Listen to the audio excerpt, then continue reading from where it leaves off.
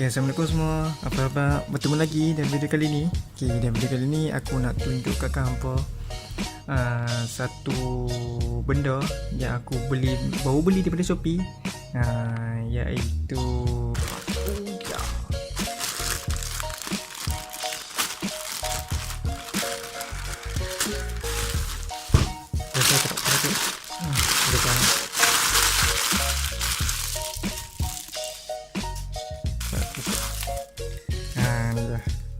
ni dia The Buster, attitude The Buster.